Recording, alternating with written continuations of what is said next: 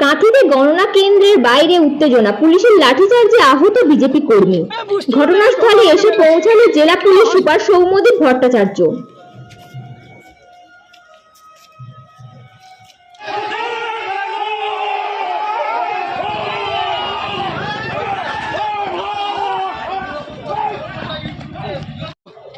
বুঝতে মানে এইভাবে আমাকে মেরেছে, আমার হসপিটালে ভর্তি করুন। হ্যাঁ বিজেপি সমর্থক, কিন্তু এবার মোবাইল টোবাইল হারিয়ে গেছে, আমার একটু বাড়িতে ফোন করতে হবে।